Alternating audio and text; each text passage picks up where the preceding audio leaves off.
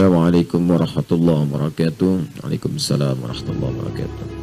Ustaz, saya yakini apa yang terjadi saat ini pasti yang terbaik dari Allah. Ya memang, ya. Allah mustahil memberikan yang tidak baik, ya. Jadi semua yang baik-baik pasti dari Allah. Kalau ada yang kurang baik, itu bersumber dari perilaku kita. Jelas ya? Jadi semua datang dari Allah baik. Hujan misalnya, kita lihat hujan nih. Hujannya sih baik dari Allah. Buka Quran surah ke-31 ayat 34. Innallaha 'indahu 'ilmus sa'ah wa yunazzilul ghaits. Ya wa ya'lamu ma fil arham wa ma tadri nafsun madza taksibu ghadan wa ma tadri nafsun bi ayyi ardin tamut. Kata Allah, sungguh hanya milik Allah pengetahuan tentang 5 hal. Dan ini nggak akan pernah dibagi pengetahuan ini. Jangankan pada manusia, malaikat pun nggak tahu. Di antara makhluk yang paling dekat dengan Allah adalah seorang yang mulia, Nabi Muhammad sallallahu alaihi wasallam. Saking mulianya, tadi malam banyak saya uraikan, malaikat Jibril pun yang dekat dengan Allah nanya kepada Nabi tentang satu di antara 5 persoalan ini. Yang pertama tentang kiamat, sa'ah. Innallaha 'indahu 'ilmus sa'ah. Pengetahuan tentang waktu pasti terjadi kiamat. Di Quran itu banyak, yaumul akhir ada, yaumul qiyamah, yaumuddin. Tapi ketika menunjuk waktu, diksinya berubah menjadi sa'ah. Sa'ah itu jam kalau bahasa sekarang. Jam itu kan ada menitnya, ada detiknya. Itu kata Allah, innallaha, pakai inna, harfu nasbin wa taukidin, huruf penguat, penancap di dalam jiwa yang meyakinkan.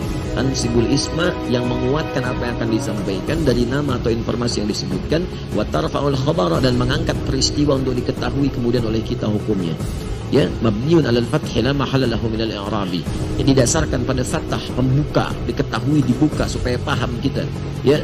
Jadi innallaha, sungguh aku yakinkan, kata Allah. Tanamkan keyakinan ini pada jiwamu. Demikian cara menerjemahkan dengan ilmu nahwu. Tanamkan keyakinan pada jiwamu, jangan pernah ragu, kata Allah.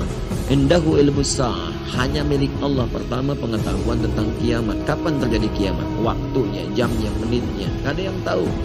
Ya, saking gak ada yang tahu ya, pun malaikat pun yang paling dekat dengan Allah, malaikat Jibril, sampai disebut dengan Ruhul Amin, ya itu gak tahu terjadinya, tapi uniknya nanya pada Nabi Muhammad. Tuh, jadi kemuliaan Nabi Muhammad sampai malaikat turun nanya sama Nabi. Itu diabadikan di hadis Muslim, nomor hadis yang ke-8. Lalu kemudian disampaikan kembali, dinukil oleh Al-Imam An-Nawawi dalam kitabnya Al-Arba'in itu, ya, dari 42 hadis, nomor hadis yang kedua. Ya, tentang hadis Islam, iman dan ihsan itu. Ya, dan kalau kita bacakan cukup panjang. Ya, an Abi Hafs Umar bin Khattab radhiyallahu taala anhu qala bainama nahnu julusun inda Rasulillah sallallahu alaihi wasallam ittala alaina rajulun shadidu bayadi thiyabi shadidu sawadi sa'di la yura alaihi atharu safari wa la ya'rifu minna ahadun wa jalasa ila an-nabi sallallahu alaihi wasallam. Ya, kemudian apa? Fa asada rukbatayhi wa wada'a kaffayhi fakhidhihi fa qala ya Muhammadun akhbirni anil Islam.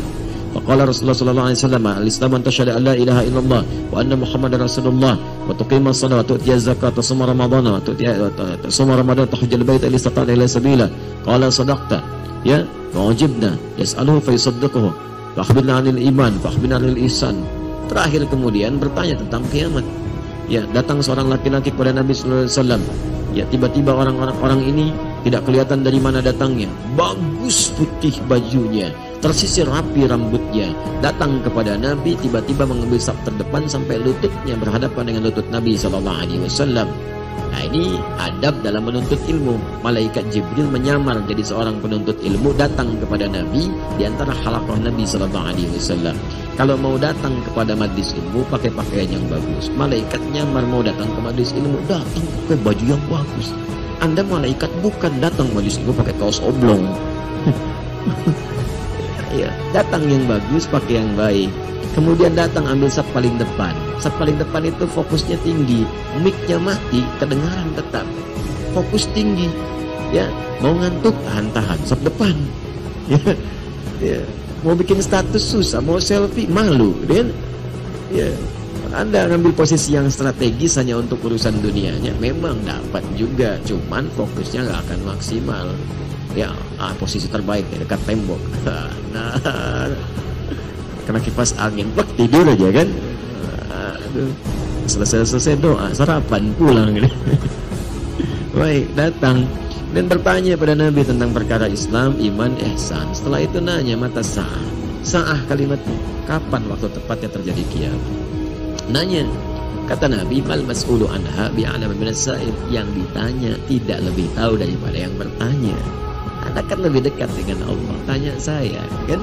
Baik, nah ini gambaran untuk juga dalam ilmu hadis ada yang menjelaskan supaya ini disampaikan kalimat dari Nabi menunjukkan asal sanad informasinya. Ini menunjukkan Nabi nggak ngarang-ngarang sendiri, bersumber dari Allah lewat malaikat yang membawa pesan.